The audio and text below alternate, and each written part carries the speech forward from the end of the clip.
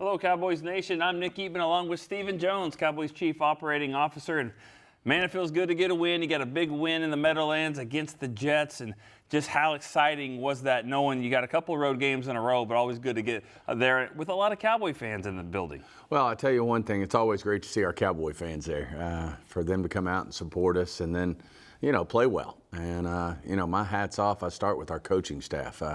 They preached it all week, next man up. And, by the time Sanborn went out there in the first quarter, I think we were down about 10 starters, 4 offensive linemen, 2 receivers, a safety, a linebacker. They were just, stacking up on us, and then Sanborn. But it truly was next man up. I mean, Shamar James stepped right in, and I think he played 20 plays on special teams and 70 on defense. But and then that offensive line group really stepped up in a big way. Protecting Dak, we ran the ball. Javonte had another big day, and then of course Flournoy stepping up in the receiving corps. He and George, had quite the day with Ferguson. So, it's resonating. Coach Schottenheimer's message with his staff, buying through the players. I think people believe in what we're doing. We have a lot of work to do if we want to get to where we're going to get. I mean, we're still, not playing to the level that we need to play, that we expect, to win football games. Now, we did protect the ball and we did get the ball out, and that's where you start. If you win that turnover battle, you got a chance to win. So, overall, it was a great win for us, and certainly we know we got to get back to work, and we've got a lot of improvement to make. I'm going to stick with the coaches. I've heard a lot of people giving praise to Clayton Adams and Connor Riley as the O-line coach, and Clayton Adams was an O-line coach as well. Back when you were getting Schottenheimer's coaches all in place, there seemed like a lot of emphasis on that offensive line. Yeah, Coach Schottenheimer really emphasizes running the football. I know we want to stop the run too. Those are our 2 goals, both sides of the ball, number 1 goals, if you will. And, Coach Schottenheimer saw this, since he was going to be the play caller, an opportunity to get a coordinator in Clayton, that was a top offensive line coach in this league, and then back him up with another top offensive line coach. And I really think it's paying off. We got more players there than anyone on our roster. We've got 10 guys that play the offensive line, plus 2 or 3 on special teams. So we think it's a great place to emphasize. It certainly showed up with 4 guys who are quote-unquote backups, stepping up and really playing well for us. Is that a good problem to have? You got guys that are maybe coming back, and I don't know if it's clear-cut of who's the best 5 that you have, but it seems like a good problem to have. Yeah, I think that hadn't changed. I think our 5 guys will hopefully get Tyler Guyton back this week. I know Tyler Smith coming back. He should be back this week. And then certainly Tyler Booker's starting to really push to make a run at it. So one of the great things, when you look at this football team, not only do we have room for improvement, but we got a lot of help on the way. And, it's just going to get better and better each week. And hopefully we'll keep remaining healthy and getting other people healthy. And, that certainly should help. We're going to go to Carolina. We're going to play an up-and-coming young team. We're getting ready to play a former player, Enrico Dowdell. Hats off to him. I think he had the best running back our running backs had all year so far, with over 200 yards rushing. We have nothing but respect for him, but I know he'll be have his adrenaline juices going and wanting to show us what we missed out on. But we've got a good one in ourselves and Javonte, so it'll be an interesting game. I was going to talk to you about Javonte next, and just he, with that offensive line pushing the way they do. And then you also have a back that he just doesn't go down off the first hit. I mean, it's just a violent type of running game. Well, he's a player that we had rated really high coming out. I think he was either top of the second, bottom of the first round. Had a great rookie year. I think he was in running for Rookie of the Year.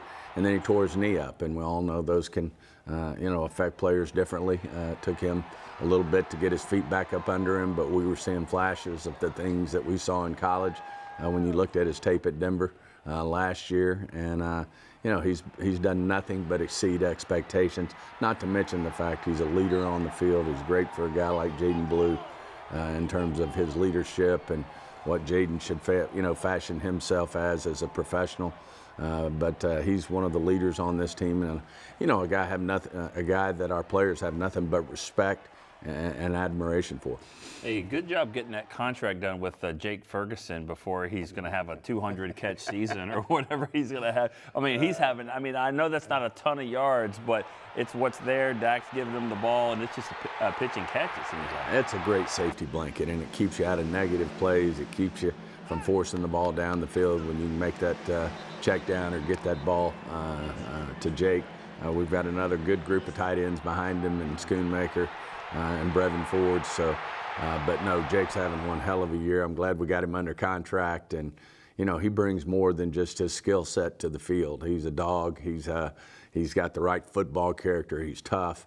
I think he hurt his shoulder in the game, and I think he couldn't wait to get back. I think he may have missed a play and a half with a burner, but he's just what you're looking for in a Dallas Cowboy football player. All right, well, I'm talking about all the players on offense except for the one that might be playing as well as anyone in the league, and Dak Prescott. And I know you're not surprised with the way he's playing, but it feels to me like he's playing as a football player that plays quarterback. He's running at the right time. He's just doing all the right reads. Well, let's start that he is the leader of this football team.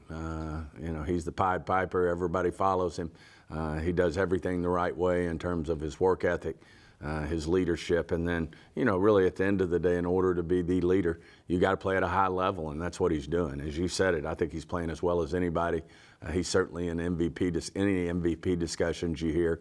We're just fortunate to have him, and you said he's not making any bad decisions. He's checking down when he has to his weapons, but he's also got some good weapons who he's working with well, and certainly showed the other day that if we need to go into the depth chart and throw to a guy like Flournoy, he's got plenty of confidence in him. He certainly used Jalen Tolbert along the way. Hopefully we'll get Mingo back out here sooner than later. And like I said, there's help on the way as well. But we have to keep focusing day in, day out, chop wood, and get better as a football team. So when you guys make moves in the offseason in the personnel department, a lot of different names are attached to it. Who picked this guy? I'm going to say you're the one that found James Houston. What do you think? Of course not. Jerry Jones found James Houston. No, we always kid each other. And as Jerry likes to say to Will and I, all the good ones he picked and all the ones that are a little questionable, that was Will and I. Well, who got James Houston? No, I really do give Will's had his eye on him since he was a rookie in Detroit. I think he said he got 8 sacks when we were going over him. He was, presenting him to us. We were looking at some tape on him. He said he had 8 sacks and 20% playtime as a rookie in Houston. So he's kind of followed him. And, when the opportunity presented itself, he was healthy, to get somebody a pass rusher. Certainly we knew Michael was going to be missing some of camp, and really has taken the opportunity and run with it, if you will. I think he's 3.5 sacks into the season, and he's doing a great job for us. Yeah, well, what a great find that is. We'll see if the Cowboys can find a win, another road win in Carolina this week. Stephen, thanks so much for joining us. Great being on, guys. All right, we'll see you next time on DallasCowboys.com.